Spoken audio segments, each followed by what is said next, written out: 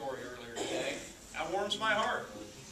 You know, that's the American dream embodied in one little story right there. And I just think it's the neatest thing, and kind of chokes me up a bit because we did that in our family. I know how much hard work it involves to build a business in this country. And the last thing we need is a convoluted, Byzantine, oppressive tax code that requires people trying to eke by a living and start something new and help out their family to hire accountants and attorneys and keep all the receipts and hire a separate person just to comply with their stupid tax code. So we need to simplify.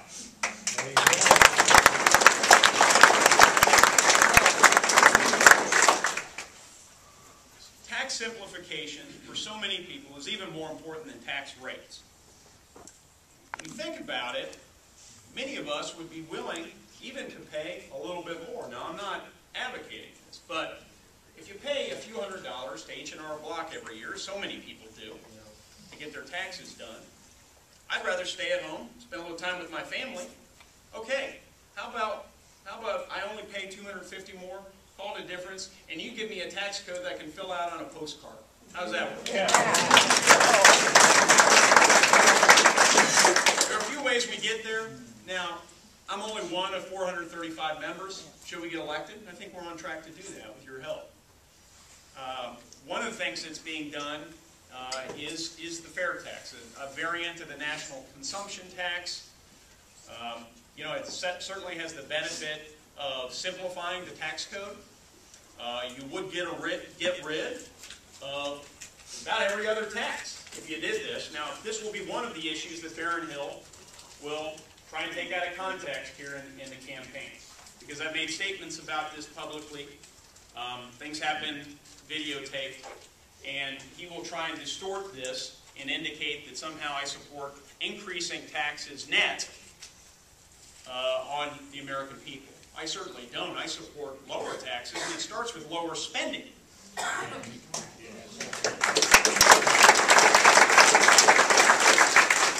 Government deficits and government debt equal, somewhere down the line, higher taxes. For us, our kids, and our grandkids. So we have to understand that. Now, Hong Kong has an interesting thing they do on their tax code. Gives you a choice. We all love choices, right? I'm pro-choice on the tax code, all right? I think if you enjoy your convoluted tax code, and let's be fair here. If you like your credits, your deductions, your exemptions, if you're wedded to that tax code, some specific provisions, you can stay in our current, very complicated system. If instead you'd like to be able to fill out your taxes on a half sheet of paper or a postcard, and you want a flatter tax, you can opt into this other code. Now, that's been tried in Hong Kong, and I'm told that most people on the street, don't even know that this complicated code exists anymore, because years ago they all gravitated towards the very simplified tax code. So I think that is a way to maybe actually get it done in Congress rather than just talking about it. So I'd also be open to that option as well, sir. Yeah. Yes, sir. Well, I got a couple questions to ask you. My name is Bob Owen. This young talked about the Census Bureau. That was my account from 64 to 94. Telephone, I did all the service work up there. They don't have to talk about waste. Yeah.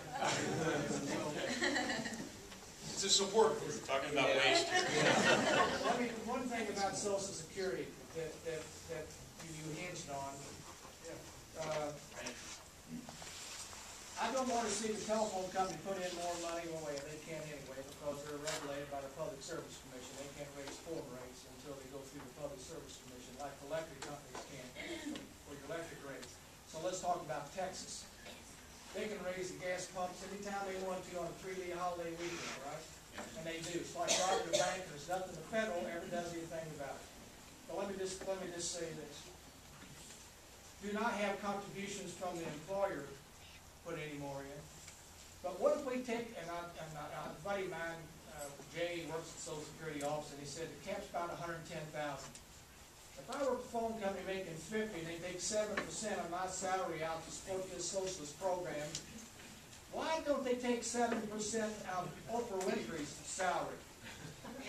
Well, I think you could justify Social Security by what you take out of the New York Yankees ball club, and what you could do, you could drop that percentage down to give everybody in here more money to spend on necessity. Why do you think? Is there a cap on it? Why do you think? Because the elite run this country, and it's not going to change. But if it would change, and you're right about this, the biggest problem we're going to have if we justify and have a Social Security and Medicare fund is how do we keep this thieving federal government out of it. It belongs to the people who have put into it, and not the federal government to use it for anything else other than Social Security and Medicare.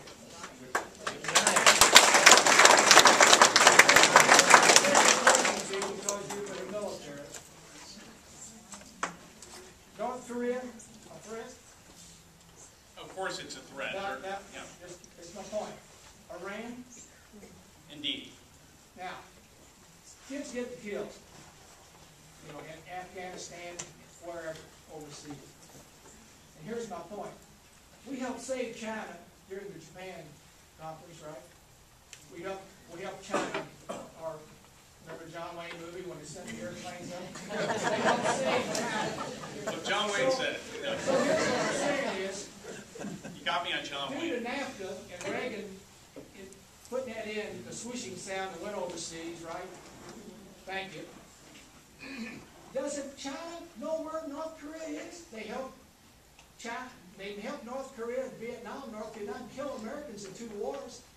Why didn't this country say, hey, if there's a problem in North Korea, China, if you want to sell your products in the United States, take care of the problem.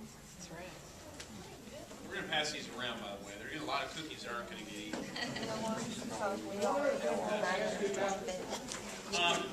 Let me talk about China.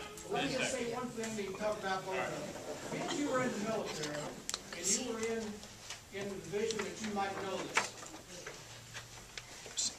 if you and I dress up in bed sheets and grow a beard, rent us a camel and slide in Pakistan and get Bin Laden, what's the bounty on them?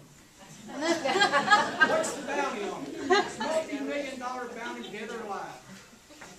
What's the bounty on Pierre you Hans Hitler, Vladimir Khrushchev, Ho Chi Minh, Bob? I'm talking about countries don't sell anything. Your military in who you work for, they know who the people are that are supplying the armament. What's the people's name that's selling the armament that's committing genocide throughout the world? The armament dealers. People's names. Why are there bounty on them? All of them. Then there should be bounties on them. That's the way you can stop it tomorrow. Put a bounty on the people selling the armament. Well, let me see if I can. Let me first talk about China here. And when I think of China, I tend to go back, believe it or not, to our spending. And I don't think first about the missiles that they've got, though they have them. I don't think firstly about their million-man army. I actually think it's significantly more than that. I don't think firstly about their blue water navy submarines, and they're developing incredible capabilities to be able to project their power overseas. I think about the fact that China is one of our primary bankers. And I recall, not too long ago, right before we passed the stimulus package, that our Secretary of State, before we passed that bill, went over and visited, you'll remember this from the news, with the Chinese Minister of Finance. Well, why did she do that? I think she wanted to make sure that our country wasn't going to be perceived by the Chinese as a bad credit risk. So we were asking permission, without putting too fine a point on it, we were asking permission, the United States of America, a self-respecting nation of strong people, hardy people, we're asking permission the Chinese to pass a spending bill in our Congress. That tells you things have gotten out of hand. We're losing sovereignty. They have us over a barrel. And when we cease to be the wealthiest country in the world, we're spending all this money, we're not able to grow our economy as quickly, we'll cease to be the most powerful country in the world.